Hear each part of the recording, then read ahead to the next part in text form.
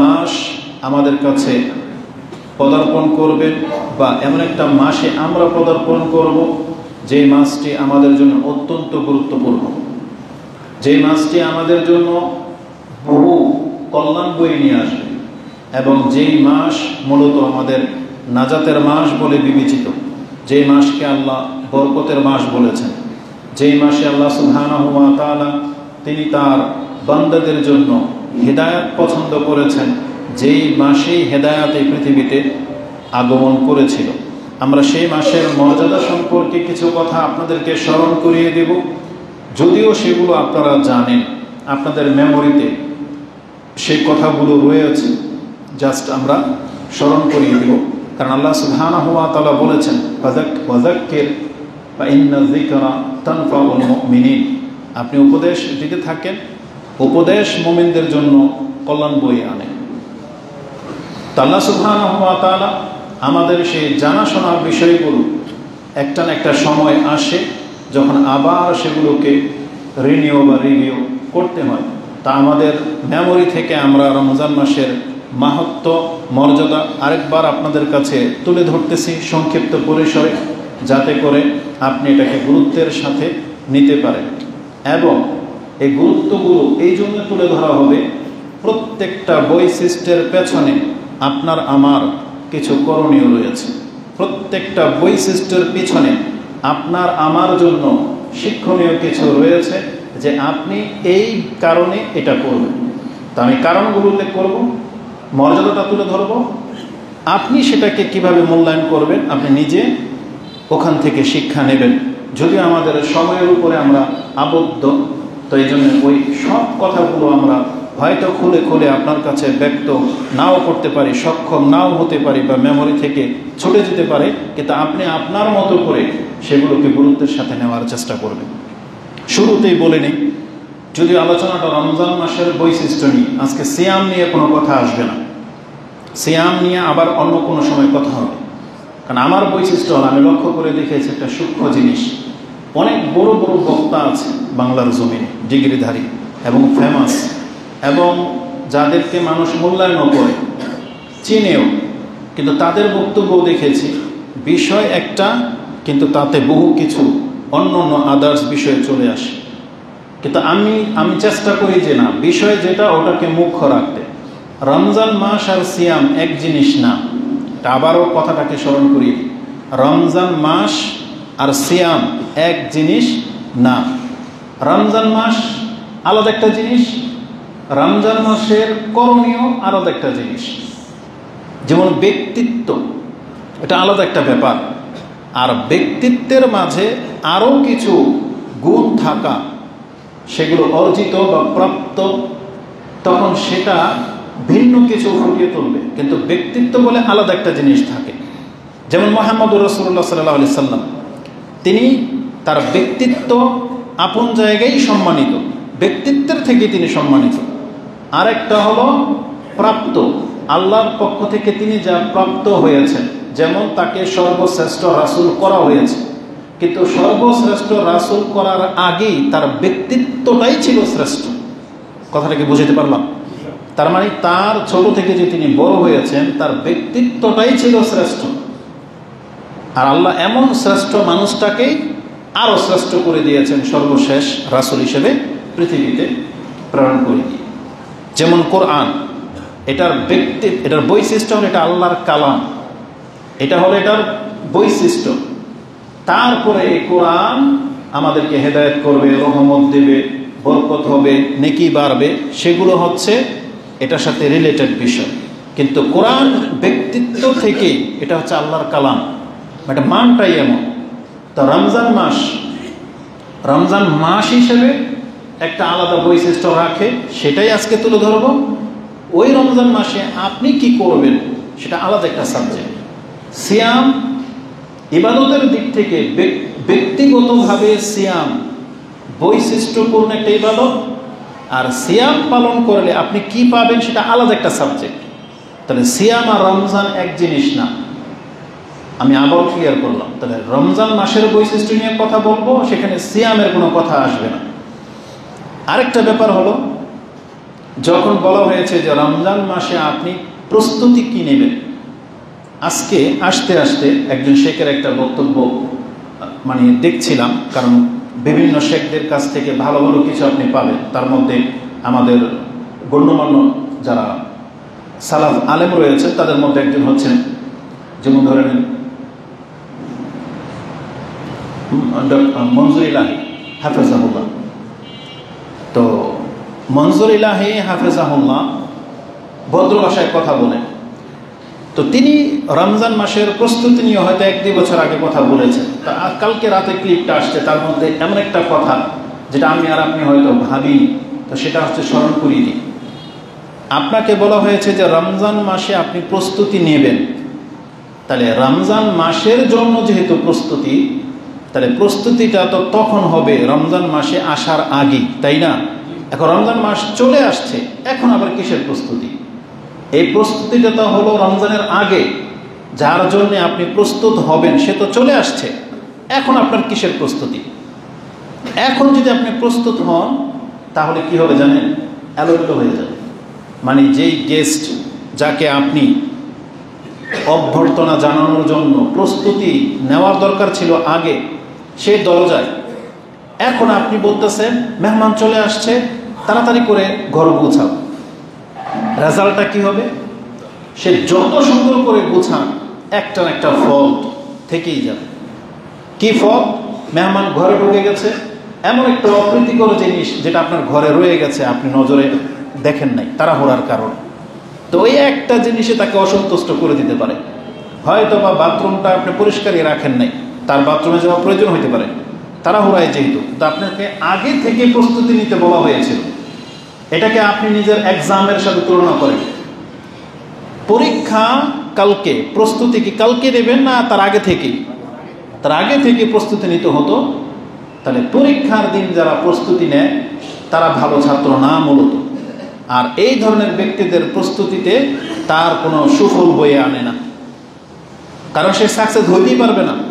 কারণ এই প্রস্তুতি বরং তাকে আরো মানে বিদঘুটে করে দেবে, প্রশান্তি হারিয়ে ফেলবে। কারণ তার স্বভাব, তার অন্তরের অভ্যাস আর তার ইচ্ছা অনিচ্ছা তখন দ্বন্দ্ব লেগে যাবে, তখন সে চাইলেও পারবে না, সে অপারগ হয়ে যাবে।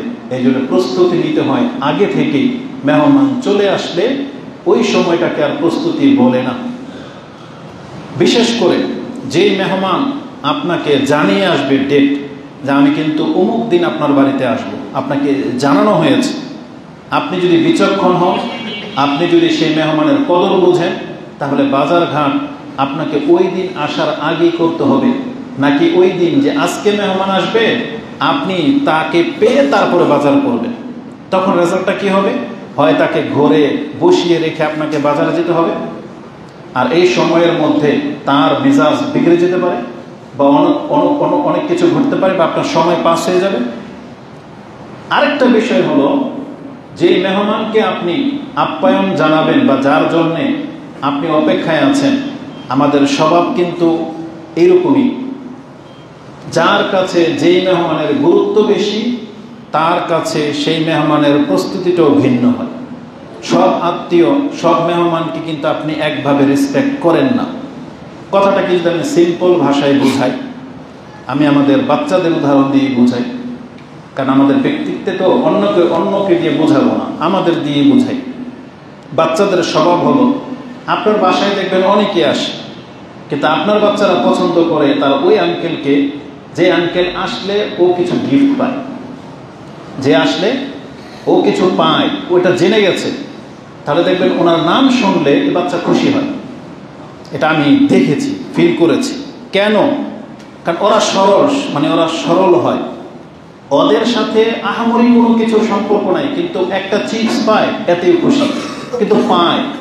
আর যেই ব্যক্তি অনেক মূল্যবান, অনেক পয়সাওয়ালা, প্রভাবশালী, সে বাসায় আসলে ও যখন একটা চিপসও পায় না, এই ব্যক্তির নাম শুনলেও যত বড় ব্যক্তিত্বই হোক না কেন, এই বাচ্চার কোনো কদরই করে না। এটাকে আপনারা ফিল করেছেন? তো বাচ্চাদেরকে দিয়ে বুঝাই না। আমাদের স্বভাব, বড়দের স্বভাব, যে ব্যক্তির সাথে সম্পর্ক আপনার ভালো, যার কাছ থেকে আপনি অনেক বড় কিছু হেল্প পান, সাপোর্ট পান, না চাইলেও পান, সে যদি আপনার বাসায় আসে, নিশ্চিত আপনি কিন্তু অন্যরকম একটা আনন্দ ফিল করেন না? কারণ সে আসবে আমাকে কিছু দেওয়ার জন্য, আমার কাছ থেকে কিছু নেওয়ার জন্য না। এটা আমরা সবার মেন্টালিটি কিন্তু এটাই, যে আমাকে দেওয়ার জন্য আসে তার কদর আমার কাছে ভিন্ন। এবার আপনি এটাকে ইবাদতের দিকে নিয়ে আসেন।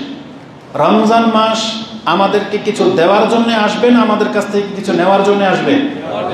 দেওয়ার জন্য আসবে। তাহলে রমজান আমাদেরকে যেটা দিবে ওই কথাগুলো আজকে আমি আপনাকে স্মরণ করিয়ে দিব, যে কি দেওয়ার জন্য আমাদের কাছে আসতেছে। এখন আপনি এই রমজান মাস পেয়ে এইবার কতটা খুশি হতে পারেন, কতটা আন্তরিকতার সাথে রমজানকে গ্রহণ করার জন্য আপনি প্রস্তুতি নিয়ে রেখেছেন, এটাই হবে আলোচনার মূল বিষয়। এটা খুতবার পরে আপনারা ডিসাইড করবেন যে আমি আর আপনি কি বাস্তবিক এই রমজানকে এইভাবে ফিল করি কিনা, বা এর জন্য আমি আর আপনি কি প্রস্তুতি রেখেছি কিনা। এবার আমি আপনাকে দেখাই আল্লাহ সুবহানাহু ওয়া তাআলা রমজান মাসের বৈশিষ্ট্য সম্পর্কে কি বলেছেন। আমি এক এক করে সেই কথাগুলো আপনার কাছে তুলে ধরবো। যদিও রমজান মাসের বৈশিষ্ট্য আমি যতটা দেখতে পাচ্ছি, যদি সূক্ষ্মভাবে গণনা করা হয় তাহলে 15 থেকে 20টি হবে, তবে আমি আপনার কাছে 11 থেকে 12টা কোট করবো আজকে ইনশাআল্লাহ। আমার ভূমিকাতে যে কথাগুলো আমি বললাম এটা হচ্ছে আমাদের থিঙ্কিং, বিচার থেকে, কিন্তু আল্লাহ সুবহানাহু ওয়া তাআলা কথাটাকে আরও গুরুত্বের সাথে বলেছেন। কারণ আল্লাহ সুবহানাহু ওয়া তাআলা যেটা বলবেন, তিনি হচ্ছেন আমাদের স্রষ্টা, তিনি হচ্ছেন আলিমুল গায়ব, তিনি হচ্ছেন আজিজ, তিনি হচ্ছেন সব কিছুর ঊর্ধ্বে। নিঃসন্দেহে আল্লাহ সুবহানাহু ওয়া তাআলার উদাহরণ এবং বাচন ভঙ্গি, কথা বলার ধরন, আল্লাহ সুবহানাহু ওয়া তাআলা আমাদের শিক্ষা যেভাবে দিতে চেয়েছেন, এটার উপরে আর কোনো উদাহরণই চলে না। আল্লাহ সুবহানাহু ওয়া তাআলা আমাদেরকে বলেছেন, শুধু রমজান মাস কেন, যেই জিনিসের মাঝে দুইটা জিনিস অন্তত স্মরণ রাখবেন, যে দুইটা জিনিস তোমাকে দিবে, দুইটা জিনিস আছে। এক, তোমাকে মাফ করবে, যেই জিনিসের মাঝে আল্লাহর ক্ষমা নিহিত আছে, আর যেই জিনিসের মাঝে তোমার জান্নাতের কথা আছে, তুমি সেই প্রত্যেকটা বিষয়কে গুরুত্বের সাথে দেখো। এটা আল্লাহ বলেছেন। মানে যে কোনো কিছুর সাথে তোমার দুইটা জিনিস জড়িত, তোমার নাজাত এবং জান্নাত। যে এটা করলে আল্লাহ আমাকে মাফ করে দিবেন, আর এটা করলে আল্লাহ আমাকে জান্নাত দিবেন, মানে আল্লাহর সন্তুষ্টি। এমন প্রত্যেকটা বিষয়কে প্রত্যেকটা মুসলিমের উচিত গুরুত্বের সাথে নেয়। আর কোনো কথা আছে এর মধ্যে? মানে এটা শুধু রমজানের জন্য খাস না, এমন প্রত্যেক সময়, এমন প্রত্যেক কাজ, এমন প্রত্যেকটা মুহূর্ত আমাদেরকে গুরুত্বের সাথে নিতে হবে, যেই সময়, যেই কথা, যেই কাজের সাথে দুইটা জিনিসের সম্পর্ক। আমার নাজাত, মানে আল্লাহ আমাকে ক্ষমা করে দিবেন বলেছেন এই কাজটা করলে, আর আমি জান্নাত পাবো, এমন একটা কাজকেও আমাদেরকে মূল্যহীন ভাবা উচিত নয়, সিরিয়াসলি নেওয়া উচিত। যেটা আল্লাহ সুবহানাহু ওয়া তাআলা কোরআনে এইভাবে বলেছেন, যেটা আপনি সূরা আলে ইমরান 3 নম্বর সূরার 133-এ পেয়ে যাবেন। আল্লাহ বলেছেন, ওয়াসারিউ ইলা মাগফিরাতিম মির রাব্বিকুম ওয়া জান্নাত।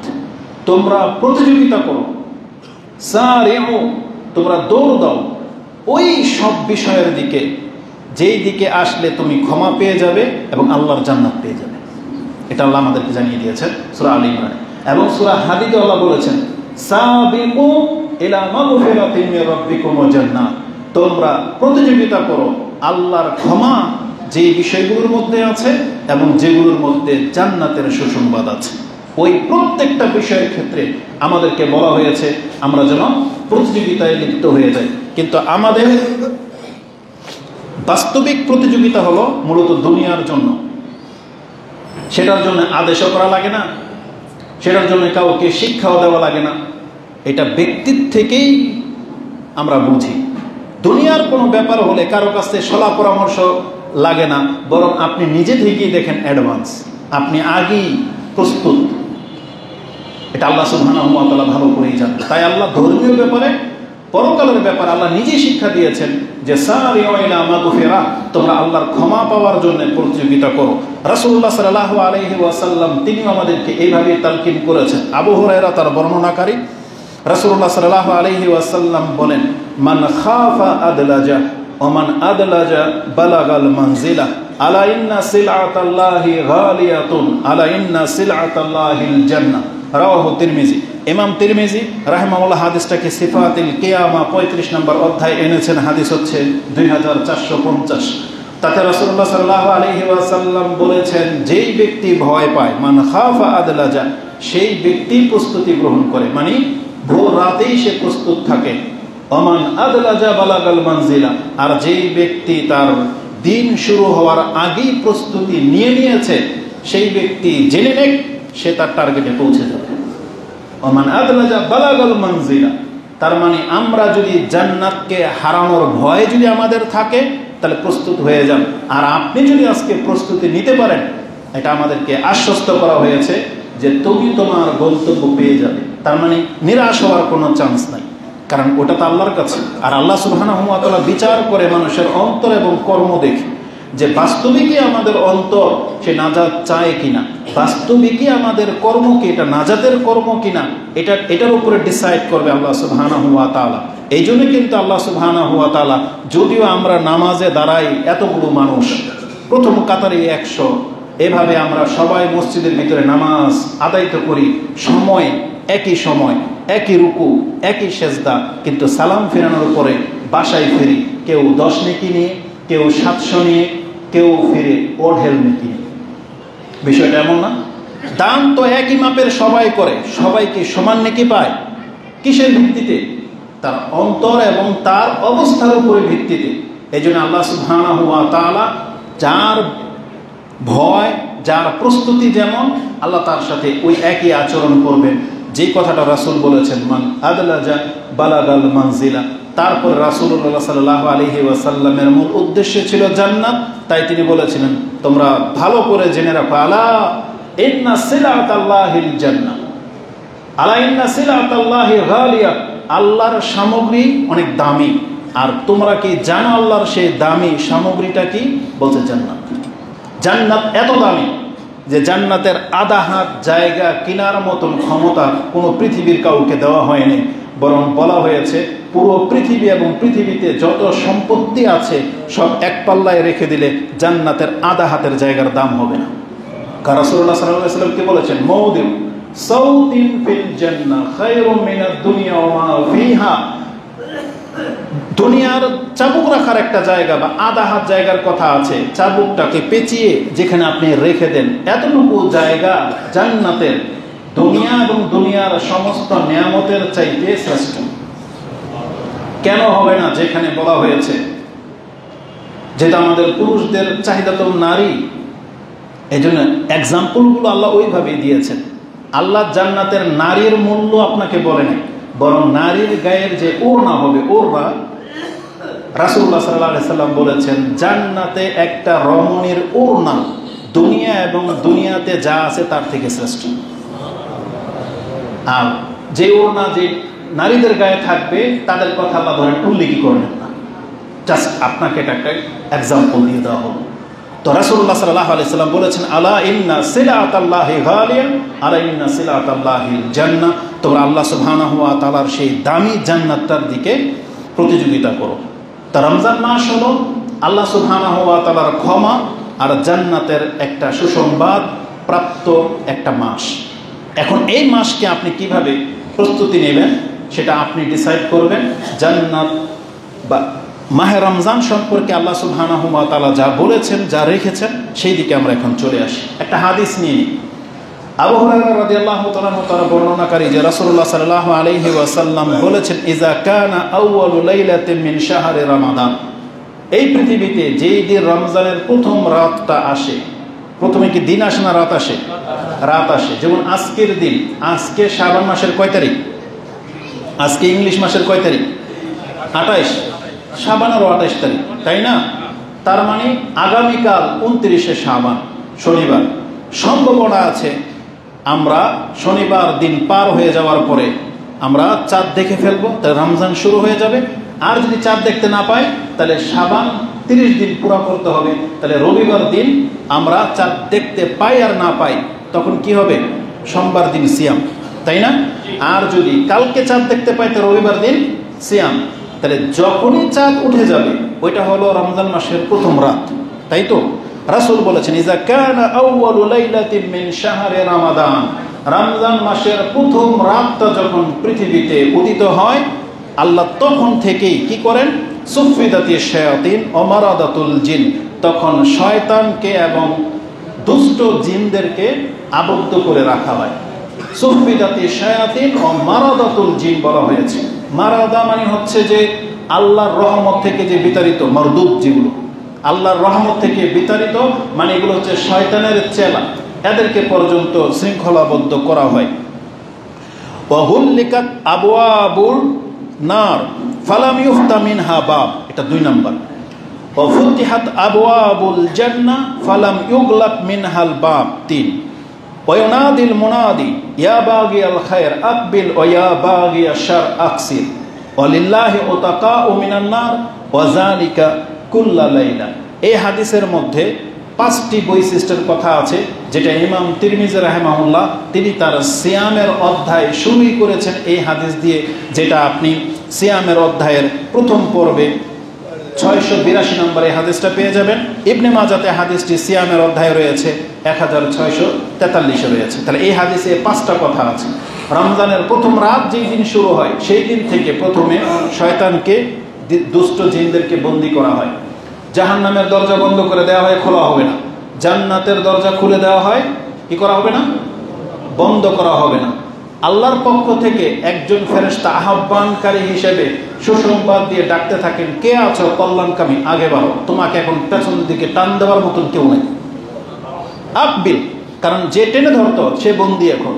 আকবিল ওয়া বাগিয়া শার আকসির, আর যেই ব্যক্তি পাপের দিকে ঝুঁকে গিয়েছিলেন তোমাকে ধাক্কা দেওয়ার মতন কেউ নাই, থেমে যাও। তার মানে তুমি থেমে যাও, এখন তোমাকে শয়তান দিকে ধাক্কা দিতে পারবে না। তারপরে বলা হয়েছে ওয়ালিল্লাহি উতাকাউ মিনান নার ওয়া যালিকা কুল্লা লাইলা, রমজান মাসের প্রত্যেক রাতে আল্লাহ সুবহানাহু ওয়া তাআলা মুক্তির রাত হিসেবে ঘোষণা করে দিয়েছেন। তার মানে এই হাদিসে কয়টা পেলাম? 5টা। এইটার কে সামনে রেখে আমরা আগে বাড়বো। এই 5টা বৈশিষ্ট্যের মাঝে একটা আমরা কি পেলাম? ওয়ালিল্লাহি উতাকাউ মিনান নার ওয়া যালিকা কুল্লা লাইলা। আল্লাহ সুবহানাহু ওয়া তাআলা বলেছেন রমজান মাস এটা এমন একটা মাস, আল্লাহ প্রত্যেক রমজানে আল্লাহর পক্ষ থেকে মুক্তির ঘোষণা করে দিয়ে থাকেন। কত মানুষকে মুক্ত করা হবে এটা উল্লেখ করা হয়নি, কিন্তু আল্লাহ নিজে থেকেই একটা, মানে এটা হচ্ছে এমন একটা রাষ্ট্রের মতো যে রাষ্ট্রে সাধারণ ঘোষণা ক্ষমা করে কিনা। প্রত্যেক রাষ্ট্রের বিজয় দিবসে তারা কি করে? একটা সাধারণ মানে ক্ষমা ঘোষণা করে। আল্লাহ সুবহানাহু ওয়া তাআলা তিনি তার বান্দাদের মধ্য থেকে, এটা কথা মনে রেখেন, আল্লাহর যত ক্ষমার কথা আছে কাদের জন্য? আল্লাহর বান্দাদের জন্য। কথাটা ভুলে যেন না, আল্লাহর বান্দাদের জন্য। কেন এই কথাটা বারবার বলা হচ্ছে?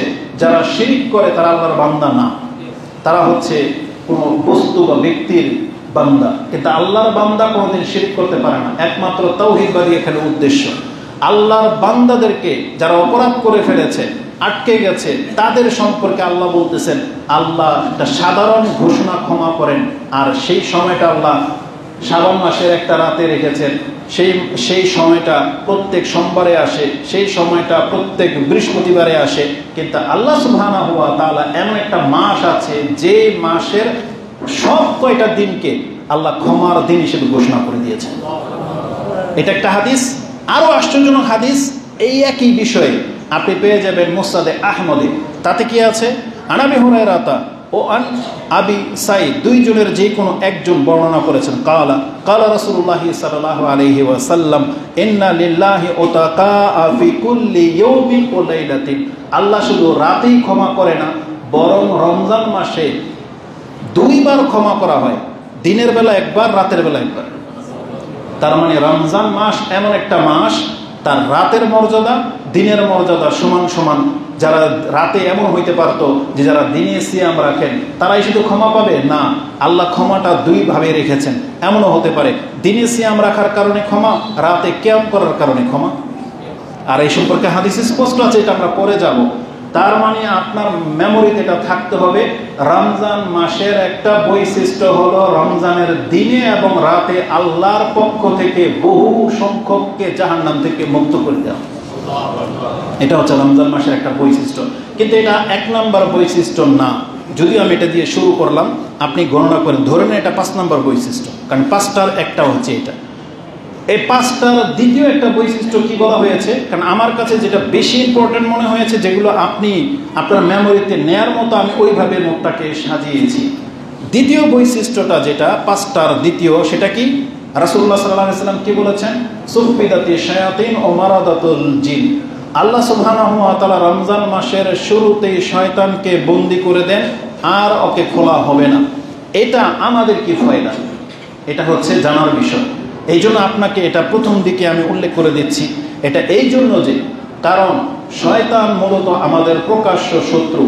আর আপনি জেনে রাখেন, আপনার চলার পথে আপনার শত্রু যদি থাকে, তাহলে অনেক সময় আপনি সাকসেস হতে পারেন না, বরং শত্রুর কারণে আপনি বাধাপ্রাপ্ত হন, বরং আপনার কাজ সুন্দর হয় না। এই শত্রু আপনার ক্ষতি করার চেষ্টা করে। আর বাস্তবিকই যদি সে প্রকাশ্য শত্রু হয়, প্রকাশ্য শত্রু ঘোষণা করে দিয়েছে। মানুষ শত্রু হতেও পারে, নাও হতে পারে, আমরা তাদেরকে চিনি না। অনেক সময় আচরণে আমরা শত্রু মনে করি, অথচ সে শত্রু নাও হতে পারে। কিন্তু শয়তান এমন একটা শত্রু যে একবারে প্রকাশ করে দিয়েছে, এলান করে দিয়েছে যে আমি আদম সন্তানকে ছাড়ব না। কোরআনের প্রায় 3-4টা সূরার মধ্যে এভাবে শয়তানের চ্যালেঞ্জটাকে উল্লেখ করা হয়েছে। সে তোমাদের প্রকাশ্য শত্রু। তারপরে শয়তান যদি প্রকাশ নাও করত, তাতেও কিছু যায় আসে না। আমাদের রব যিনি আপনাকে আমাকে সৃষ্টি করেছেন, যিনি আপনার আমার অন্তরের খবর জানেন, সে আল্লাহ শয়তানের অন্তরের খবরও জানেন। সে আল্লাহ নিজে আমাদেরকে জানিয়েছেন, ইন্নাহু লাকুম আদুউম মুবিন, শয়তান তোমাদের প্রকাশ্য শত্রু। এখন শয়তান যদি ভালো রূপ নিয়েও আসে, তাতে কোনো কাজ হবে না। আপনার চিনার তো ভুল হওয়ার কথা ছিল না, যেটা আপনার রব বলেছেন, ইন্নাহু লাকুম আদুউম মুবিন, সে তোমাদের প্রকাশ্য শত্রু। আদুউন আবার মুবিন, একবার প্রকাশ্য শত্রু বলেছেন আল্লাহ। তাহলে সেই শয়তান বন্দী। তার মানে আপনি এখন এমন একটা জনপদ দিয়ে যাচ্ছেন, যে জনপদে আপনার কোনো শত্রু নাই। তাহলে সেই জনপদে আপনার চলার ধরনটা ভিন্ন হবে। সেখানে আপনি রিল্যাক্স নেওয়ার মতো যত দামি সম্পদ নিয়ে আপনি সেই রাষ্ট্র ভ্রমণ করেন না কেন, আপনার অন্তরে সামান্য কোনো রকমের কি হবে না, দুশ্চিন্তা আসবে না। তা রমজান মাস হচ্ছে সেই মাস, এটা মুমিনদের মাস। সেই ব্যক্তি জেনে নেক যে আজকে এই মাসে গুমরাহ করার মতো আপনার প্রকাশ্য যে শয়তান, সেটা আপনার আশেপাশে নাই। এটা আপনাকে জানিয়ে দেওয়া হয়েছে। এটা এত বড় একটা এহসান আল্লাহর পক্ষ থেকে করা হয়েছে। আল্লাহ যে চান যে আমরা আগে বাড়ি, এটা হচ্ছে তার প্রমাণ। যদিও আল্লাহ সুবহানাহু ওয়া তাআলা আমাদেরকে জানিয়ে দিয়েছেন, আল্লাহর বান্দা যারা, তারা রমজান মাস কেন, কোনো মাসেই শয়তান তাদেরকে গুমরাহ করতে পারে না। ইল্লা ইবাদাকা মিনহুমুল মুখলাসিন, শয়তান নিজে বলেছিল আমি সমস্ত বান্দাকে গুমরাহ করব, তবে আল্লাহ আপনার মুখলেস বান্দা যারা, তাদেরকে আমি গুমরাহ করতে পারবো না। এই জন্যে যারা সালাত আদায় করে, তারা রমজান মাসেও করে, রমজান ছাড়াও করে। কিন্তু আপনি এমন এক ব্যক্তি যে আপনি রমজান মাস ছাড়া সালাত আদায় করতে পারেন না, তাহলে মানে আপনি আল্লাহর মুখলিসিন বান্দা হতে পারেননি। এটা আপনাকে হতে হবে। তারপরেও অকল্যাণের কল্যাণ, যদি আপনি রমজান মাসে 5 ওয়াক্ত সালাত আদায় করেন, তার মানে বুঝতে হবে যে আপনি ব্যক্তিগত পাপী না, শয়তান আপনাকে পাপ করায়। তখন আপনাকে বাঁচতে হলে আল্লাহর কাছে আশ্রয় চাইতে হবে। আর এই 1 মাস আপনি শয়তানের সাথে শত্রুতা শক্তি অর্জন করবেন, যাতে আবার ঈদের দিন থেকে আপনি আবার শয়তানের বন্ধু যেন হয়ে না যান। এটাকে যদি আপনি গ্রহণ করেন, তাহলে এই দাবি সত্যায়ন হবে যে হ্যাঁ, বাস্তবিকই আপনি খারাপ না, শয়তান আপনাকে খারাপ করে দিয়েছিল, কিন্তু 1 মাস দূরে থাকার কারণে আপনি আবার ভালো হয়ে গেছেন। কিয়ামত পর্যন্ত শয়তান যেন আপনাকে আর গুমরাহ করতে না পারে। এই কারণগুলো ছিল আল্লাহ সুবহানাহু ওয়া তাআলা শয়তানকে বন্দী করে দিয়েছেন। আল্লাহ সুবহানাহু ওয়া তাআলা, যেমনটা আপনাকে আমি সূরা বনী ইসরাঈল থেকে একটা আয়াত শুনিয়েছি যে ইল্লা ইবাদাকা মিনহুমুল মুখলাসিন, ঠিক আল্লাহ সুবহানাহু ওয়া তাআলা সূরা আরাফ 7 নম্বর সূরার 16 এবং 17 নম্বরে বলেছেন, শয়তান বলেছিল কালা ফাবিমা আগওয়াইতানি লাআকুদান্না লাহুম সিরাতাকাল মুস্তাকিম। আল্লাহ এই যে আদমের কারণে আজকে আমাকে আপনি গুমরাহ করলেন, আল্লাহকে বলতেছে শয়তান যে মানুষটার কারণে আজকে আমি গুমরাহ হইলাম, যার কারণে আমি আজকে পরীক্ষিত হইলাম, আল্লাহ আপনি সাক্ষী থাকেন, আমি আদম সন্তানের একটাকেও ছাড়ব না। আমি ওদের একেবারে সিরাতুল মুস্তাকিমের পথে বসে থাকবো, যেই পথে ওরা আপনার পথে আসবে আমি ওই পথে দাঁড়িয়ে থাকবো, ওদেরকে পথে আসতে দেব না। বলা হয়েছে লাআকুদান্নাহুম সিরাতাকাল মুস্তাকিম, একেবারে যেটা সঠিক সরল পথ, সেই পথে বসে থাকবে বলা হয়েছে। এমন বলা হয় নাই যে আমি পাশে বসে থাকবো, ওই পথ দিয়ে যারা যাবে আমি ডাকবো, টানবো। বলছে না, আমি ওই পথেই বসে থাকবো। তার মানে ইসলাম সত্য, এটা সবাই জানেন। ইসলাম হচ্ছে সিরাতুল মুস্তাকিম, আল্লাহর পথে যাওয়ার পথ। আর এই পথে ইসলামের মধ্যে হাজারো শয়তান কাজ করে যাচ্ছে, হাজারো শত্রু কাজ করে যাচ্ছে। যদি কথাটা এমন হতো যে আমি সিরাতুল মুস্তাকিমের পাশে বসে থাকবো, তাহলে আমরা বুঝতাম তারা হয়তো হিন্দু, খ্রিস্টান, বৌদ্ধ, নাসারা, ওরা আমাদেরকে ডাকতেছে। কিন্তু শয়তান বলেছে আমি সিরাতুল মুস্তাকিমের উপরেই বসে থাকবো। তার মানে ইসলামের মধ্যে এমন বহু ধর্ম পূজারী আছে যারা মানুষকে তাওহীদ থেকে ভিন্ন দিকে ঘুরিয়ে দিচ্ছে। এটা আপনাকে বুঝতে হবে। তার মানে মুসলিম ভেষে, মুসলিম টুপি দাড়িওয়ালা হুজুর আল্লামা সেজে বসে আছে, যারাই শয়তানের ভূমিকাটা পালন করতেছে, যারা সিরাতুল মুস্তাকিমের মাঝখানে বসা, ওখান থেকে আপনাকে ডান দিকে বা দিকে নিয়ে চলে যাচ্ছে। এটা আপনাকে সূক্ষ্মতার সাথে দেখতে হবে এই আয়াতকে। তারপর আল্লাহ কি বলেছেন, যে শয়তান এটাও বলেছিল সুম্মা লাআতিয়ান্নাহুম মিন বাইনি আইদিহিম ওয়া মিন খালফিহিম ওয়া আন আইমানিহিম ওয়া আন শামাইলিহিম ওয়া লা তাজিদু আকসারাহুম শাকিরিন। আমি তার ডান দিক থেকে, বাঁ দিক থেকে এবং তার সামনে এবং পেছন দিক থেকে আসব। আপনি অধিকাংশদেরকে কি পাবেন না? শুকরগুজার বান্দা পাবেন না। তার মানে আল্লাহ সুবহানাহু ওয়া তাআলা তো এটাই চেয়েছিলেন যে আমি তোমাদেরকে সৃষ্টি করেছি, আমি তোমাদেরকে হেদায়েত করেছি, আমি তোমাদের জীবন এবং মৃত্যুর মালিক, তোমরা আমার শুকরিয়া আদায় করো। কিন্তু আজকে অধিকাংশ মানুষ আল্লাহ সুবহানাহু ওয়া তাআলার শুকরিয়া আদায় করে না। আর আল্লাহ সুবহানাহু ওয়া তাআলার শুকরিয়া আদায় করার সবচেয়ে উত্তম আমলই হচ্ছে সালাত। আর যারা সালাত আদায় করেন না, আপনি হচ্ছেন সেই ব্যক্তি যে আপনি আল্লাহর শুকরিয়া আদায় করেন না। শুকরিয়া শুধু খেয়ে দিয়ে আলহামদুলিল্লাহ বলাটা না, এটা একটা শুকরিয়া। কিন্তু আল্লাহর বান্দাদের শুকরিয়া হলো আল্লাহর কাছে নত হয়ে তাকে সেজদা করে শুকরিয়া আদায় করা, যেটা আপনি করেন না। তার মানে আপনি হলেন অহংকারী, শুকরগুজার বান্দা আপনি না। তো শয়তান এটা বলেছিল, যেটা আপনি সূরা আরাফের 16 এবং 17 নম্বরে পেয়ে যাবেন। এটা ছিল একটা ব্যাপার যে সেই শয়তানকে আল্লাহ সিরাতুল মুস্তাকিমের পথ থেকে সরিয়ে দিয়েছেন। এখন আপনি এই পথে হাঁটতে থাকেন, দেখবেন আপনার মন ফ্রেশ এবং আপনি আল্লাহমুখী হতে পারবেন। কেবলমাত্র হতভাগা ব্যক্তিরা ছাড়া, যারা ব্যক্তিগতই শয়তান, যাদেরকে শয়তান পরিচালনা করে না, যারা ব্যক্তিগতভাবেই শয়তান। কারণ আল্লাহ সুবহানাহু ওয়া তাআলা কোরআনে বলেছেন, মানুষকে যারা কুমন্ত্রণা দেয় তারা দুই রকম, একটা মিনাল জিন্নাতি ওয়ান নাস। সেই শয়তান জিনদের মধ্য থেকেও আছে, সেই শয়তান মানুষের মধ্য থেকেও আছে। তা রমজান মাসে আল্লাহ জিনদেরকে বন্দী করে দেন বলেছেন। আল্লাহ এই কথা বলেন নাই যে আমি মানুষরূপী শয়তানদেরকে বন্দী করে দিই। কেন? জিন শয়তানদেরকে বন্দী করে দেওয়ার পেছনে আল্লাহর আরেকটা হিকমা যেটা আমরা অনুধাবন করতে পারি, সেটা হলো আল্লাহ প্রমাণ করতে চেয়েছেন যে আমি জিন শয়তানদেরকে বন্দী করে দিলাম, এখন মানুষরূপী শয়তান কারা এটা তোমরা এখন দেখতে পাবে। সেই সময়টা হচ্ছে রমজান মাস। যে রমজান মাস আসা সত্ত্বেও, নামধারী মুসলিম হওয়া সত্ত্বেও সে ডাইরেক্ট হোটেল খুলে বসে থাকবে, সিগারেট, জর্দা, বিড়ি, তামাক সেগুলো বিক্রি করবে। এবং সেই সময়ও দিনের বেলায় ফিল্ম চলে, প্রকাশ্যে সে সিগারেট খায়। এগুলো হচ্ছে মানুষের মধ্য থেকে শয়তান। এই জন্য রাষ্ট্রের ক্ষমতা থাকলে এগুলোকে শক্তির মাধ্যমে দমন করা উচিত ছিল। কিন্তু আমাদের রাষ্ট্রের মুসলিম এতটা দুর্বল যে আমাদের চোখের সামনে পুতুল পূজা হয়, আমাদের চোখের সামনে 90% মুসলিম থাকা সত্ত্বেও বাংলার জমিনে বিচার হয় ওই সেকুলারিজমের সিস্টেমের মাধ্যমে। এবং আবার বুক ফুলিয়ে আমরা বলিও যে আমরা নাকি 3 কোটি আহলে হাদিস বাংলার জমিনে কোরআন সুন্নাহর অনুসারী, অথচ আজ পর্যন্ত বাংলাদেশে ইসলামের একটা বিধানও কায়েম হয়নি। বোঝেন কথা? তাহলে কাল কিয়ামতের দিনের জবাব আপনারা দিবেন যে যেখানে কোরআন সুন্নাহর অনুসারী মানুষ বেশি বসবাস করে, সেখানকার নেতা আবার কোনো না কোনো দলের, সেখানে কোরআন সুন্নাহওয়ালা কেউ নেতা হইতে পারেনি। সেই অঞ্চলে, আমি আপনাদের অঞ্চলের কথাই বলতেছি, আমরা না হয় বাতিলপন্থী, আমরা না হয় থাকি গুমরাহাদের মাধ্যমে, আমাদের নেতাও গুমরাহ হবে, সেটা ভিন্ন জিনিস। কিন্তু আপনারা জবাব রেডি রাখেন কিয়ামতের মাঠে যে তোমরা তো কোরআন হাদিস বুঝতা, তাহলে তোমরা কেন ডানপন্থী বামপন্থী হয়েছিল? এটার জবাব আমি না। আমি কিছু বললে তো আবার বিচার ডাকেন আপনারা। তো কিয়ামতের মাঠে বিচারটা আপনাদের কাছে রয়ে গেল যে কোরআন সুন্নাহ বুঝে ইসলামের কিটা করলেন, ওটার জবাব আপনারা কিয়ামতের মাঠে দিবেন ইনশাআল্লাহ। তো আল্লাহ সুবহানাহু ওয়া তাআলা বলেছেন যে রমজান মাসে শয়তানকে বন্দী করে রাখা হয়। 2টা রিজন বলেছি। এক, আল্লাহর বান্দাদেরকে যেন শয়তান পেছন দিকে টেনে ধরতে না পারে, আপনি আগে বাড়েন, দৌড় দেন। আর দ্বিতীয়ত হচ্ছে আল্লাহ মানুষ রূপে শয়তানদেরকে প্রকাশ্যে নিয়ে আসতে চেয়েছেন, এই জন্য গোপনীয় শয়তানটাকে বন্দি করে রাখা হয়। এটা হচ্ছে রমজান মাসের একটা বৈশিষ্ট্য। রমজান মাসের ওই 5টার মধ্যে 2টা এখান থেকে বললাম। এবার ষষ্ঠ বৈশিষ্ট্যটা, যেটা ওই হাদিসে ছিল না, এটা এখন বলি। রমজান মাসের ষষ্ঠ বৈশিষ্ট্য হিসেবে আমি আপনার কাছে একটা গুরুত্বপূর্ণ পয়েন্ট তুলে ধরতে চাই। সেটা হলো, যে কোনো ব্যক্তির জীবনে একটা রমজান বেশি যদি চলে আসে, তার মানে আমরা সবাই তো কত বছর পাবো এটা নির্ধারিত।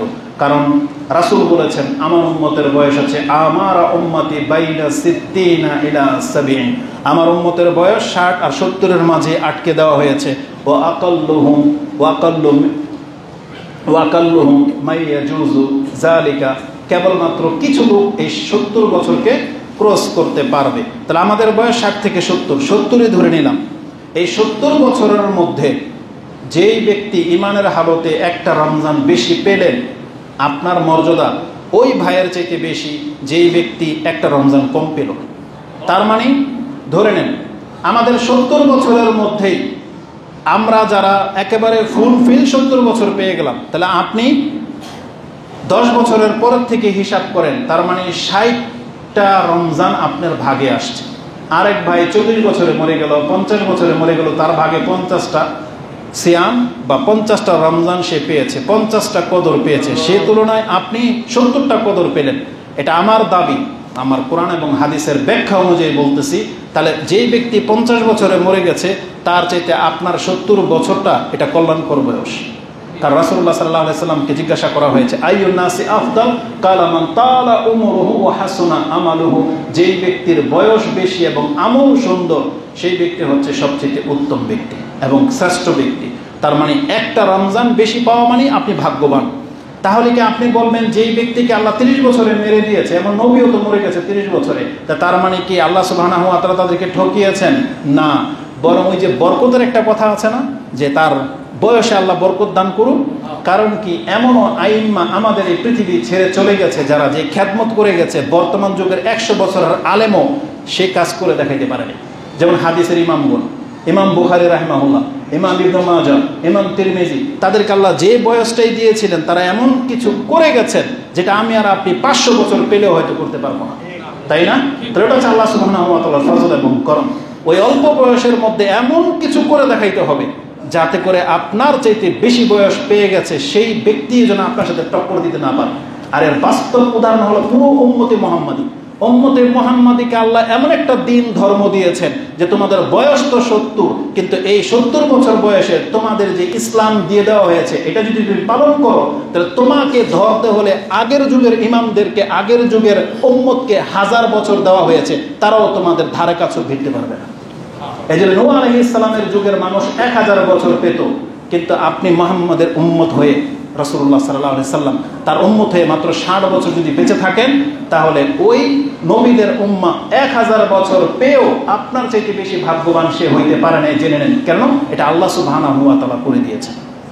এই রমজানের একটা, রমজান মাস হচ্ছে তার একটা হাদিস বলে দেই, আপনি এই পুরো উদাহরণটা বুঝতে পারবেন। হাদিসটি একটু লম্বা, তার মানে আমি আপনাকে পুরোটার আরবি বাংলা করব না, একটু শুধু আরবি বাংলা করে দিই। হাদিসটা আপনি পেয়ে যাবেন ইবনে মাজাতে স্বপ্নের ব্যাখ্যার অধ্যায়ে। হাদিস হচ্ছে 3925। তালহা ইবনে উবাইদুল্লাহ তার বর্ণনাকৃত একটা হাদিস, তিনি বলেছেন দুই ব্যক্তি অনেক দূর থেকে এসেছে মদিনায়, রাসূলুল্লাহ সাল্লাল্লাহু আলাইহি ওয়াসাল্লাম তাদের দুইজনকে একই সাথে ইসলাম গ্রহণ করিয়েছেন এবং দুইজনের মধ্যে একজন বেশি মুজাহিদ ছিল, বেশি অ্যাক্টিভ ছিল, কিন্তু দুইজন সবসময় একসাথে চলতো, যুদ্ধে অংশ নিত, একসাথে মসজিদে না আসতো, সিয়াম রাখতো, সব কাজ একসাথে করতো। এক যুদ্ধে একজন শহীদ হয়ে যায়, আরেকজন ব্যক্তি বেঁচে ছিল, আরো 1 বছর বেঁচে ছিল। এই তালহা ইবনে উবাইদুল্লাহ স্বপ্নে দেখেন একদিন যে আমি একদিন জান্নাতের দরজার সামনে ওই দুই ব্যক্তির সাথে জান্নাত থেকে একজন লোক এসে ডাকলো। প্রথমে ডাকলো ওই ব্যক্তিকে যেই ব্যক্তি শহীদ হয় নাই, যেই বন্ধু শহীদ হয়ে গিয়েছিল তাকে ডাকলো না, ডাকলো তারপরে 1 বছর পরে যে মরে গেছে তাকে ডাকলো। দ্বিতীয়বার এসে শহীদ ব্যক্তিকে ডাকলো। তৃতীয়বার এসে আমাকে বলল তুমি ফেরত যাও, তোমার সময় এখনো আসেনি। তো তালহা ইবনে উবাইদুল্লাহ আশ্চর্য হয়ে গেলেন, স্বপ্নের ব্যাখ্যা জানার জন্য সাহাবা একরামদের মাঝে সেটা আলোচনা করতেছিলেন। তখন সবাই অবাক হয়ে গেল, এই স্বপ্নের কি ব্যাখ্যা হতে পারে? শহীদ ব্যক্তি কিভাবে পরে জান্নাতে যায়? তার তো আগে যাওয়ার কথা ছিল। তো রাসূলুল্লাহ সাল্লাল্লাহু আলাইহি ওয়াসাল্লাম, আমরা আবার স্বপ্নের ধর্মে বিশ্বাসী না। এই স্বপ্ন যদি রাসূলুল্লাহ সাল্লাল্লাহু আলাইহি ওয়াসাল্লাম ব্যাখ্যা না করতেন, এটা আমরা কোনোদিন কোট করতাম না। এটা রাসূলুল্লাহ সাল্লাল্লাহু আলাইহি ওয়াসাল্লামের কাছে গিয়ে এটা জানানো হলো। তখন রাসূলুল্লাহ সাল্লাল্লাহু আলাইহি ওয়াসাল্লাম বলেছেন যে মিন আইয়ে যালিকা তাজাবুন, এই ঘটনার মধ্যে তোমাদেরকে কোন জিনিসটা আশ্চর্যিত করলো, কেন তোমরা অবাক হচ্ছ, কোন বিষয়টাকে কেন্দ্র করে? তখন তারা বলেছিল, কালু ইয়া রাসূলুল্লাহ হাযা কানা আশাদ্দার রাজুলাইনি ইজতিহাদান, এই ব্যক্তি তো এই ব্যক্তির চাইতে অনেক বেশি মেহনত করেছে, এমনকি যুদ্ধ করেছে এবং তাকে শহীদও করে দেওয়া হয়েছে, সে তো শহীদ ছিল। সুম্মা তুশহিদা, তাকে শহীদ করে দেওয়া হয়েছে। ওয়া দাখালা হাযাল আখিরুল্লাযী জান্নাতা ক্বাবলাহু, কিন্তু তার পরের ব্যক্তি আগে জান্নাতে কিভাবে ঢুকলো, এটা হচ্ছে আমাদের আশ্চর্য হওয়ার ব্যাপার। তখন রাসূলুল্লাহ সাল্লাল্লাহু আলাইহি ওয়াসাল্লামের জবাব শুনুন। ফাকালা রাসূলুল্লাহ সাল্লাল্লাহু আলাইহি ওয়াসাল্লাম আলাইসা কাদ মাকাসা হাযা বাদাহু সানাতান, এই ব্যক্তি কি তারপরে 1 বছর বেঁচে ছিল না? বলতেছে হ্যাঁ বেঁচে ছিল। সুম্মা আদরাকা রমাদান, সে কি রমজান মাস পেয়েছে? বলছে হ্যাঁ পেয়েছিল। ওয়া আদরাকা রমাদানান ফাসামা, সিয়াম রেখেছে? বলছে না। ওয়া সাল্লা কাযা ওয়া কাযা মিন সাজদাতিন, আর এই 1 বছর এসে সালাত আদায় করেছে, এত এত এত সাজদা তার আমল নামায় জমেছে।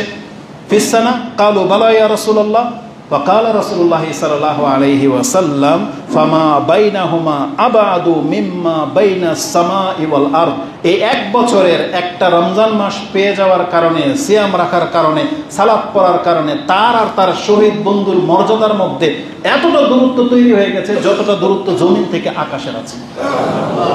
তার মানে এক একটা ইবাদতের মূল্য এত, রমজান মাসের মূল্য এত, যেই ব্যক্তির তকদিরে যত বেশি রমজান পেয়ে যাচ্ছেন, যত বেশি কদর পেয়ে যাচ্ছেন, তার মানে আপনি আপনার আরেক ভাইয়ের চাইতে তত বেশি সম্মানিত পদ পেয়ে গেছেন। এই জন্য এই রমজানকে আপনি কিভাবে রেসপেক্ট করবেন সেটা এখন আপনার ব্যাপার। আমরা যতটা জেনেছি অতটা বললাম আপনাকে। যদিও এই হাদিসের রেফারেন্সে আরেকটা হাদিস আপনার কাছে পেশ করা যেতে পারে, যেটা আবু দাউদে 2524 2524 নম্বরে রয়েছে, যেখানে বলা হয়েছে যে যেই ব্যক্তি একটা সেজদা বেশি দিতে পারবে, এই একটা সেজদাই তার আগের বন্ধুর চাইতে 1 ধাপ তাকে আগে বাড়িয়ে নেবে। তো লম্বা করবো না, এই ব্যাপারে শুধু নাম্বারটা বলে দিলাম, 2524 মানে 2524 নম্বরে আবু দাউদে আপনি পেয়ে যাবেন। তা রমজান মাসের ষষ্ঠ বৈশিষ্ট্য আমরা কি পেলাম? যে যেই ব্যক্তির নসিবে একটা রমজান বেশি চলে আসছে, সেই ব্যক্তি আরেক ব্যক্তির চাইতে বেশি সম্মানিত হওয়ার যোগ্যতা রাখেন। এখন এই রমজানকে আপনি কিভাবে কদর করবেন আপনি ডিসাইড করে নেন। রমজান মাসে আল্লাহ সুবহানাহু ওয়া তাআলা এমন একটা বৈশিষ্ট্য রেখেছেন, এটা হচ্ছে রমজান মাসের 7ম বৈশিষ্ট্য, যে রাসূলুল্লাহ সাল্লাল্লাহু আলাইহি ওয়াসাল্লাম বলেছেন, ফি কুল্লি ইয়াউমিন ওয়া লাইলাতিন লিকুল্লি আবদিন মিনহুম দাওয়াতুন মুস্তাজাবাতুন। আপনার অবগতির জন্য স্মরণ করিয়ে দিই, আমরা সবাই জানি মুস্তাজাবু দাওয়া হলেন প্রত্যেক নবী এবং রাসূল, তাদের দোয়া আল্লাহ কি করেন? কবুল করেন। এই উম্মতের বহু ব্যক্তিরা আছেন যারা মুস্তাজাবু দাওয়া পর্যায়ের, যেমন হতে পারে সেটা আবু বকর সিদ্দিক, হতে পারে ওমর, যে তাদের সম্পর্কে সরাসরি বর্ণনা নাই বিদায়, কিন্তু এটা আমাদের ঈমান। অবশ্যই আল্লাহ সুবহানাহু ওয়া তাআলা তাদেরকেও মুস্তাজাবু দাওয়ার পর্যায়ে নিয়ে যান। কারণ কি, এটা কেন বললাম? কারণ আমাদের কাছে এটার ইঙ্গিত আছে। যেমন ওমর রাদিয়াল্লাহু তাআলা আনহু, তিনি কি বলতেন?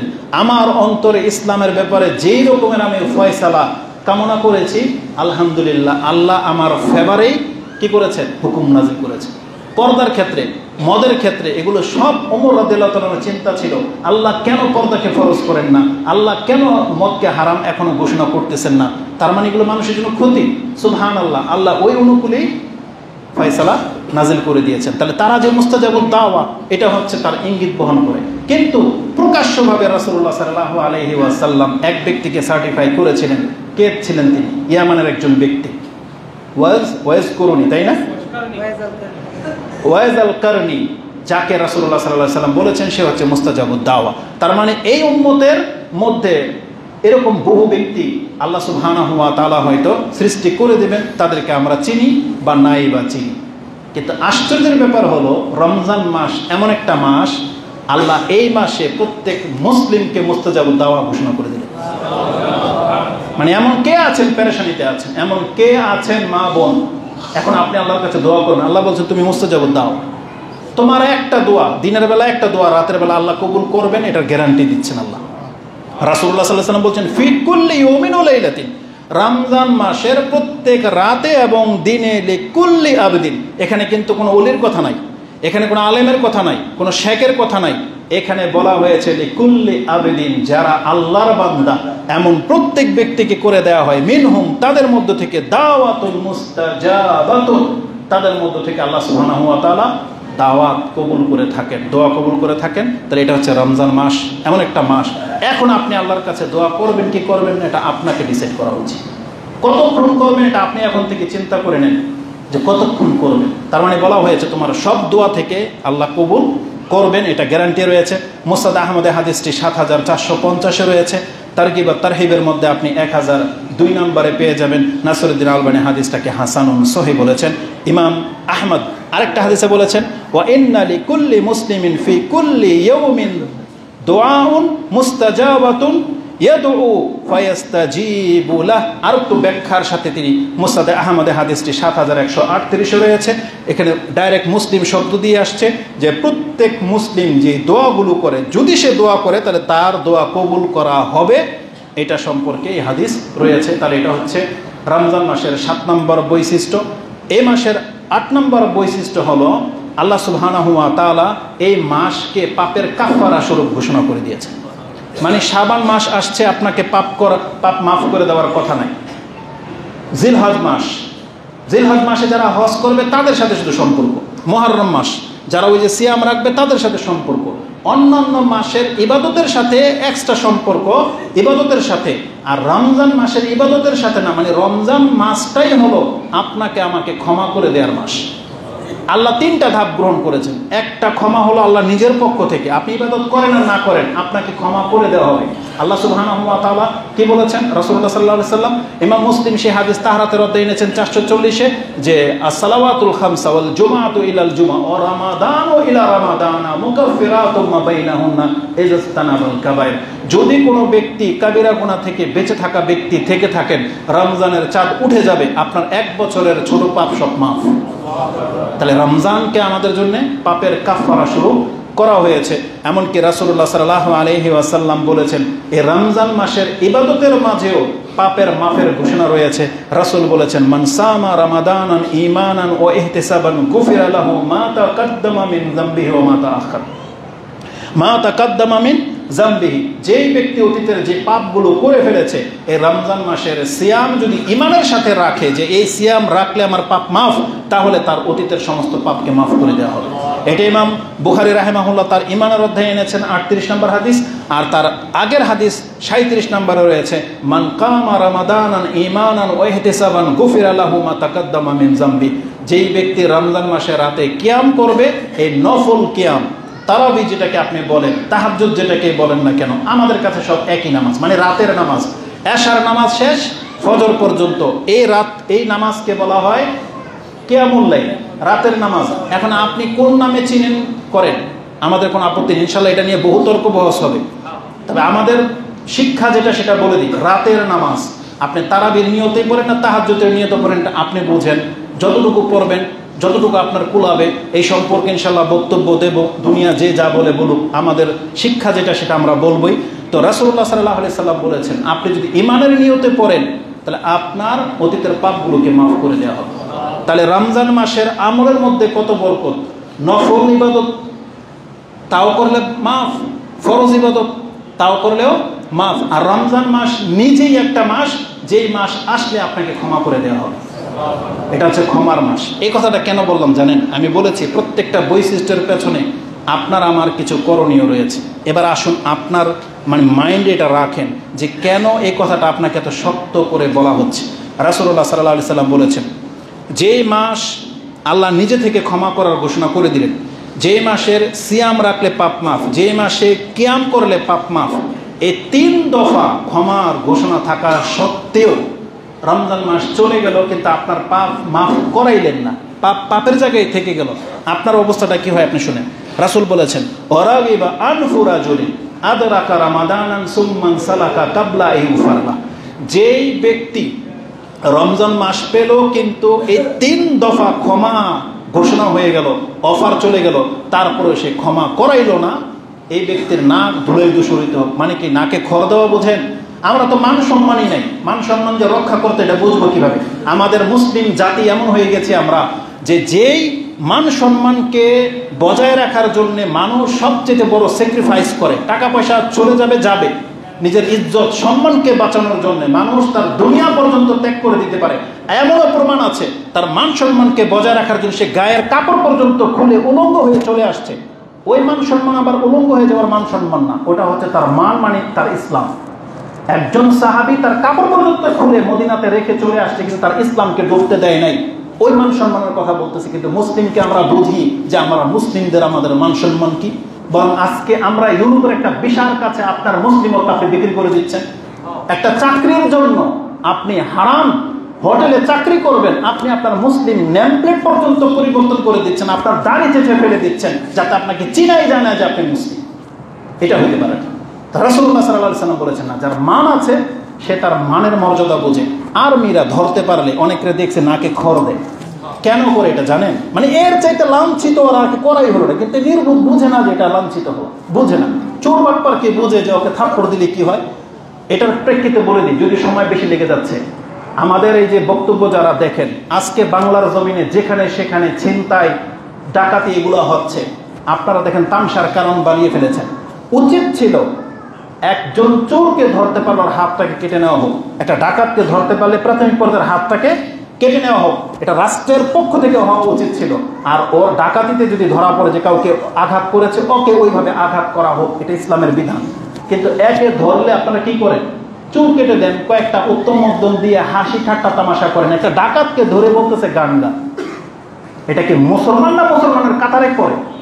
একজন আর্মি পার্সন, একজন প্রশাসনের লোক, পুলিশ, এমনকি সাধারণ পাবলিক কতটা নৈতিক অবক্ষয় হইলে এটা করতে পারে? একটা অপরাধীকে বলে তুই একটা গানগা।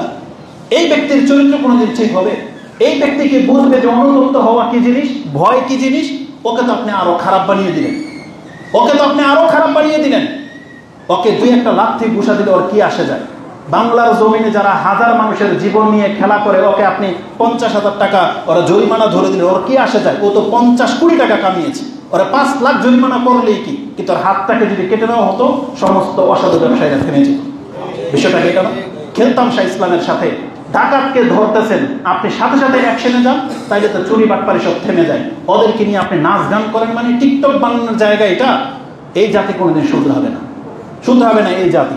তো রাসূলুল্লাহ সাল্লাল্লাহু আলাইহি ওয়াসাল্লাম বলেছেন, রাগিবানহু রাজুলিন, যেই ব্যক্তির নাক অপরাধের কারণে মাটিতে খড় দেওয়া হয়, সেই রকম অপরাধ হলো রমজান মাস পাওয়ার পরে যদি কোনো ব্যক্তি তার পাপকে মাফ করাইতে না পারে। এই হাদিস কোথায় রয়েছে? সাহিহ ইবনে খুজাইমাতে 1088, মানে 888 রয়েছে, মুসনাদে বাজ্জারে রয়েছে 4277 রয়েছে, এবং মুসনাদে আহমদে রয়েছে। রাসূলুল্লাহ সাল্লাল্লাহু আলাইহি ওয়াসাল্লাম বলেছেন, দাখালা আলাইহি শাহরু রমাদানা সুম্মান সালাকা কাবলা আইয়ুগফারলা ফাদাখালান নার। যেই ব্যক্তি রমজান মাস পেল কিন্তু তার পাপ মাফ করাইতে পারলো না, এই ব্যক্তি জাহান্নামে যাবে। পৃথিবীর শ্রেষ্ঠ যিনি, যার মুস্তাজাবুদ দাওয়া হওয়াতে কোনো সন্দেহ নাই, আপনি নিজেও যার নাম নিলে সাল্লাল্লাহু আলাইহি ওয়াসাল্লাম বলেন, সেই নবী দোয়া করেছেন, হ্যাঁ যেই ব্যক্তি রমজান মাস পেল তার পাপকে মাফ করাইতে পারলো না, সে জাহান্নামে যাবে। রাসূল মিম্বরে দাঁড়ানোর সময় বলেছিলেন, আমিন, আল্লাহ তুমি কবুল করো। অতএব ভয় রাখেন, এই রমজান মাসকে কদর করার চেষ্টা করেন। এটা বলেছিলাম কয় নাম্বার পর্ব? 8 নাম্বার বৈশিষ্ট্য, একবারে ব্যাখ্যা ছাড়াই বাকিটি বলে দেই। 9 নাম্বার বৈশিষ্ট্য হলো, এই রমজান মাসের এমন একটা রাত আছে যেই ব্যক্তি এক রাত্রের ইবাদতের মাধ্যমে 83 বছর প্লাস নেকি পেয়ে যাবে। এটা হচ্ছে রমজান মাসের, অন্য কোনো মাসে নাই এটা, সেটা হচ্ছে কদরের রাত। এটা হচ্ছে 9 নাম্বার বৈশিষ্ট্য। রমজান মাসের 10 নাম্বার বৈশিষ্ট্য হলো, এটা হচ্ছে কোরআন নাজিল হওয়ার মাস। এটা কোন মাস? কোরআন নাজিল হওয়ার মাস। আল্লাহ সুবহানাহু ওয়া তাআলা বলেছেন, শাহরু রমাদান আল্লাযী উনজিলা ফীহিল কুরআন। এই একটা বৈশিষ্ট্য নিয়ে কথা বলতে গেলে আমাকে আরো এক্সট্রা আরেকটা খুতবা লাগবে। এজন্য আমরা ওটা ইনশাআল্লাহ বাসা থেকে লাইভে আপনাদের কাছে পেশ করব। শুধু এতটা কথা বলে দিই, যতগুলো রমজানের বৈশিষ্ট্য আছে সব আসছে কোথায়? হাদিসে। কিন্তু আল্লাহ সুবহানাহু ওয়া তাআলা মাত্র একটা বৈশিষ্ট্যের কথা উল্লেখ করেছেন, আর এটাই হলো সেটা। আল্লাহ বলেছেন, তুমি কি জানো রমজান মাস কি? এটা হলো কোরআন নাজিল হওয়ার মাস বান্দা। এই রমজান হচ্ছে কি? বলছে আল্লাহ বলেন কোরআন নাযিল হওয়ার মাস। আর জানো কোরআন নাযিল হয়ে গিয়েছে হুদাল লিন-নাস ওয়া বাইয়িনাতিন মিনাল হুদা ওয়াল ফুরকান। এটা তোমাকে হেদায়েত করবে, এটা তোমাকে সত্য মিথ্যার পার্থক্য করা শিখাবে। আর এটাই নাযিল করে দিয়েছেন রমজান মাসে। তার মানে আল্লাহ রমজান মাসকে আমাদের জন্য হেদায়েতের জন্য পছন্দ করেছেন। যেই ব্যক্তি রমজান মাসে হেদায়েত পাবে না, সেই ব্যক্তি অন্য কোনো মাসে তার হেদায়েত নসিব হবে কিনা এটা কোনো অকল্পনীয় ব্যাপার। তো তওবা সবসময় খোলা, তওবা সবসময় খোলা। আপনার মরার আগে হলেও আপনাকে হেদায়েতের পথে আসতে হবে। আল্লাহ আমাদেরকে কবুল করো, আমিন। রমজান মাসের 12তম বৈশিষ্ট্য যেটা, সেটা হচ্ছে 11তম বৈশিষ্ট্য যে রাসূলুল্লাহ সাল্লাল্লাহু আলাইহি সাল্লাম বলেছেন, সিয়াম যা পালন করা এই মাসে আমাদের উপরে ফরজ করা হয়েছে। মানে ইসলামের যে 5টা রুকন তার একটা কি? সিয়াম পালন করা, তাই না? এটা রমজান মাস ছাড়া হবে? রমজান মাস ছাড়া হবে না। যার ওযর আছে, অসুস্থ বা সফরে আছে তার হবে, কিন্তু যেই ব্যক্তির কোনো ওযর নাই, ফামান শাহিদা মিনকুমুশ শাহরা ফালিয়াসুম, যেই ব্যক্তি রমজান মাস পেয়ে গেলেন আপনার উপরে বাধ্য, আপনি রমজান মাসের সিয়াম আপনাকে রাখতেই হবে। তাহলে রমজান মাসের এটা হলো 11 নম্বর বৈশিষ্ট্য যে এই মাসে ইসলামের একটা রুকুনকে ফরজ করা হয়েছে যে আমাদেরকে রমজান মাসে সিয়াম রাখতেই হবে। এই বৈশিষ্ট্যের মধ্য থেকে এই কথাগুলো রয়েছে। এখান থেকে আপনি আপনার প্রস্তুতির কথা জেনে নেন। আমি শুধু দ্বিতীয় খুতবায় সিয়ামকে হেফাজত করার 3টা পয়েন্ট বলবো। সুবহানাকাল্লাহুম্মা ইবাদাল্লাহ আকুলু লিকাউলি হাযা আস্তাগফিরুল্লাহ লি ওয়া লাকুম ওয়া লিসাইরিল মুসলিমিন ফাস্তাগফিরু ইন্নাহু হুয়াল গফুরুর রহিম।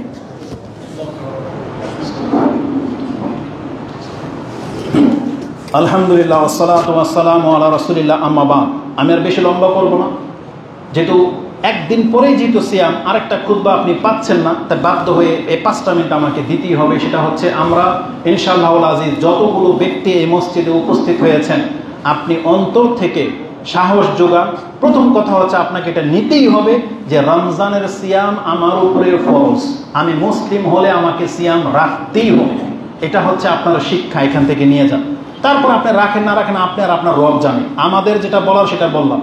ওমর রাদিয়াল্লাহু তাআলা আনহুর যুগে তিনি একজন ব্যক্তিকে নেশাগ্রস্ত অবস্থায় পেয়ে তাকে লান্তান করেছেন এবং প্রহার করেছেন, বেত্রাঘাত করেছেন যে তোমার উপরে আক্ষেপ হয়, ধ্বংস হও তুমি, আমাদের বাচ্চাদেরকে আমরা সিয়াম রাখাই আর তোমার মতন ব্যক্তি তুমি সিয়াম রাখো নাই। এখানে 2টা জিনিস ইঙ্গিত করা হয়েছে। এক, যে শাসকের কাজ প্রহার করা, যে ব্যক্তি সিয়াম না রাখবে তার বিচার হওয়া উচিত। আর আমাদেরকে শিক্ষা দেওয়া হয়েছে, আপনার লজ্জা করা উচিত যে রাসূলুল্লাহ সাল্লাল্লাহু আলাইহি ওয়াসাল্লামের যুগের সাহাবায়ে কেরামদের বাচ্চারা পর্যন্ত সিয়াম রাখে। ধার্মিক পরিবারের বহু, এমনকি অধার্মিক বহু বাচ্চারা আছে সিয়াম রাখে। আপনার মতো একটা জ্যান্ত মানুষ আপনি সিয়াম পালন করেন, আপনার লজ্জা হওয়া উচিত। এটা পুরুষ এবং মহিলা সবাইকে বললাম। আপনার মানুষত্ব বোধ থাকতে, মুসলিমত্ব যদি আপনার ফিলিংস থাকে, তাহলে আপনি কোনোদিন সিয়াম ছাড়তে পারেন না। আল্লাহ তুমি আমাদেরকে তৌফিক দান করুন। আল্লাহ তুমি আমাদেরকে রমজান মাসে পৌঁছে দাও এবং এই রমজানের হক আদায় করে তোমার শুকরিয়া আদায় করার তৌফিক তুমি আমাদেরকে দান করো। এই রমজানকে আপনি হেফাজত কিভাবে করবেন জানেন? শুধু আপনার খাদ্য পানীয় ছেড়ে দেন, আপনার অভ্যাসটাকে পরিবর্তন করেন। রাসূলুল্লাহ সাল্লাল্লাহু আলাইহি ওয়াসাল্লাম থেকে 3টা হাদিস 1 মিনিটের মধ্যে আপনাকে বলে দিচ্ছি। মান লাম ইয়াদা কাওলা যুর ওয়া আমালা বিহি ফালাইসা লিল্লাহি হাজাতুন আইয়াদা তাআমাহু ওয়া শারাবা। আপনার খানার পানি ছেড়ে দেওয়া আল্লাহর কোনো প্রয়োজন পড়ে না। আল্লাহ শুধু সিয়ামের মাধ্যমে চাচ্ছেন আপনি আপনার মিথ্যা ছেড়ে দেন, আপনি আপনার ধোঁকাবাজি ব্যবসাটা ছেড়ে দেন। আল্লাহ শুধু এটা চাচ্ছে। এক। দ্বিতীয়ত রাসূলুল্লাহ সাল্লাল্লাহু আলাইহি ওয়াসাল্লাম, এই হাদিস বুখারীতে আছে 1770-এ। দ্বিতীয় হাদিস রাসূল বলেছেন, লাইসা সিয়ামু মিনাল আকলি ওয়াশ শুরবি ফাকাত। সিয়াম মানে শুধু পানি আর খাদ্য ছেড়ে দেওয়ার নাম না। ইন্নামা সিয়ামু মিনাল লাগবি ওয়ার রাফাস।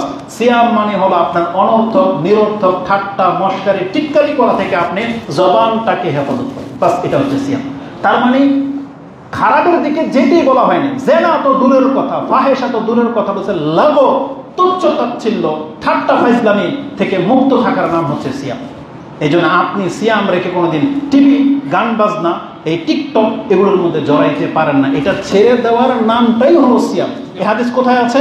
এই হাদিসটা 4টা কিতাবে আছে। সহিহ ইবনে হিব্বানের 1996, আল হাকিম ফিল মুস্তাদরাক 1570, সুনানুল আল কুবরা লিল বাইহাকি 8312, সহিহ ইবনে হিব্বান 3479 এবং সর্বশেষ হাদিস রাসূল বলেছেন, রুব্বা সাইমিন লাইসা লাহু মিন সিয়ামিহি ইল্লাল জু ওয়া রুব্বা কাইমিন লাইসা লাহু মিন কিয়ামিহি ইল্লাস সাহার। দুই শ্রেণীর মানুষের কথা বলা হয়েছে। কতক ব্যক্তি সিয়াম রাখবে কিন্তু তার আমলনামায় লেখা হবে শুধু খিদার কষ্ট, আর কতক ব্যক্তি তারাবি পড়া ব্যক্তি আছে লেখা হবে নাইট গার্ড, মানে রাত জাগা ব্যক্তি, তার নেকির চেরানো লেখা হবে না। আমরা বলতে পারি নিঃসন্দেহে যারা সিয়াম রাখা অবস্থায় লাগো এই দুষ্টামি ফাজলামি কাজগুলো করেন আপনি নেকি শূন্য উঠবেন, আর যারা স্প্রিং এর মতো তারাবি নামাজকে বেছে নিয়েছেন আপনার আমলনামার মধ্যেও রাত জাগা ব্যক্তি লেখা হবে, আপনার তাহাজ্জুদ গুজার ব্যক্তি লেখা হবে না। আল্লাহ এই দুই ধরনের ব্যক্তিদের কাছ থেকে আমরা তোমার কাছে আশ্রয় কামনা করতেছি। আল্লাহ তুমি আমাদেরকে মুক্ত করো এবং আমাদের ইবাদতকে আল্লাহ তুমি সুন্দর করো, এবং যেই ইবাদত তোমার কাছে কবুলযোগ্য হয় আল্লাহ তুমি সেই ইবাদত সেই